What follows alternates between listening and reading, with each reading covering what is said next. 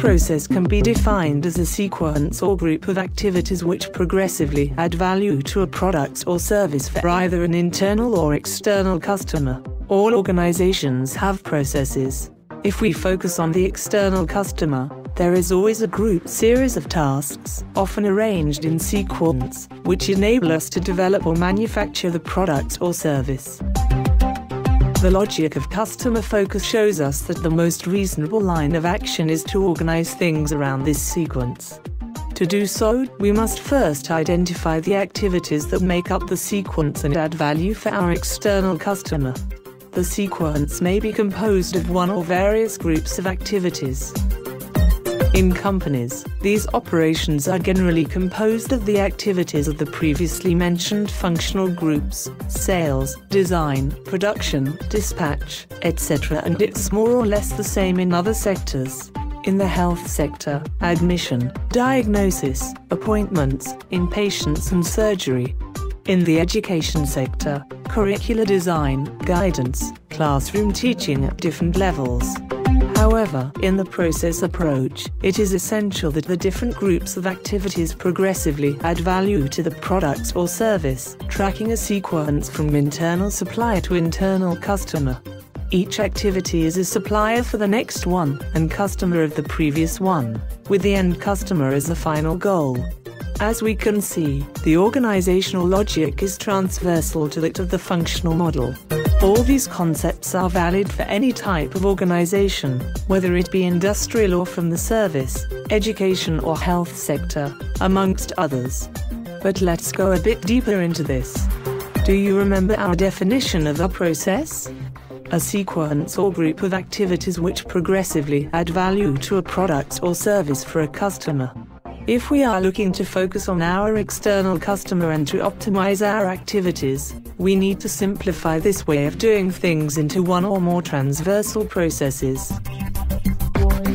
Each organization will then have to identify its processes, depending on the activities it conducts and focusing at all times on the end customer, added value and internal supplier-customer relations. These processes are commonly referred to as operational, business or core processes. Let's go a little further.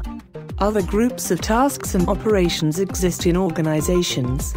The management of the organization's people, knowledge, finances, facilities and technological resources does not add value directly for the end customer, but is essential for the smooth running of the organization.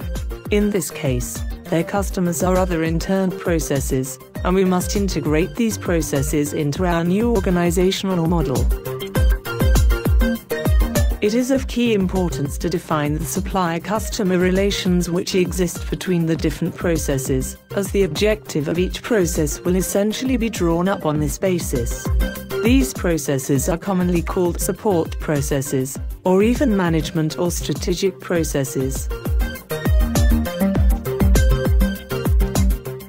Asko dira bikaintasuneko bidean ikasitako gauzak.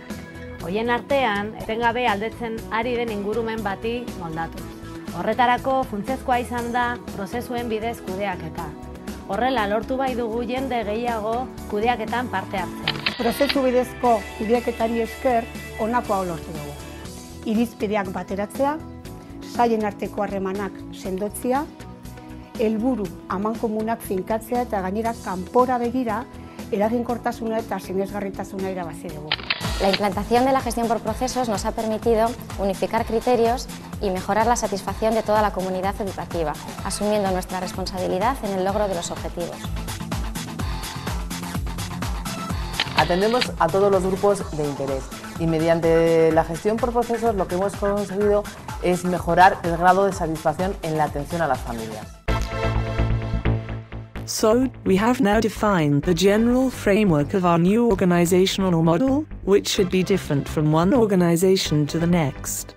Based on this strategy, the process map will enable us to assign responsibility and set objectives and management standards in our organization. As the approach of the process map is vastly different to that of the functional organization chart, the possible coexistence of the two systems or gradual transition from one to the other will have to be managed carefully to avoid confusion and incoherence.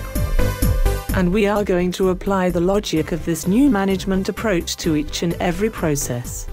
As we have seen, a process is an organizational unit functioning with a certain degree of autonomy.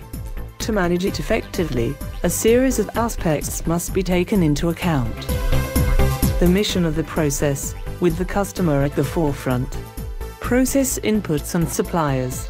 Outputs, in other words, the end products or services, and the customer, the process owner, or the person responsible for delivering the mission and objectives of the process. And procedures or instructions describing the beginning, development and end of the process, even the possible existence of sub-processes. Procedures are commonly confused with processes, but we can clearly see the difference here. The process is the unit of management, whilst the procedure is a set of operational instructions. As an organizational unit, a process will be managed by a group of people representing the interests of their specific stakeholders. And these same people, with the help of appropriate tools such as meetings, indicators and other resources, will monitor the process and take any decisions necessary to continuously improve its efficiency and effectiveness. This system will be applied to all the processes in our new model and, as we have now seen on several occasions, the different supplier-customer relations will need to be managed together with the interfaces between them.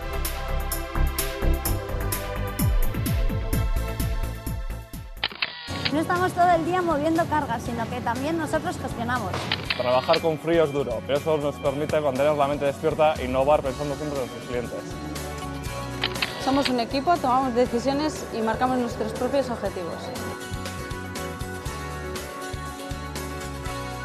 Yo creo que el elemento más significativo que hemos padecido en estos últimos tiempos es el cambio del concepto cultural por parte de los líderes. De pasar de una gestión totalmente verticalizada a una gestión por procesos, integrando a las personas en las prácticas del día a día. Al principio me parecía una tontería tantos indicadores y objetivos, pero ahora me doy cuenta de que si no mides no puedes mejorar. Para que las personas participen, debemos de demostrar con hechos que sus aportaciones son para un bien común, así como para el suyo propio. Prozesuaren erabilerak aukera eman dit enpresako helburuak finkatu eta bere gestioan parte hartzeko.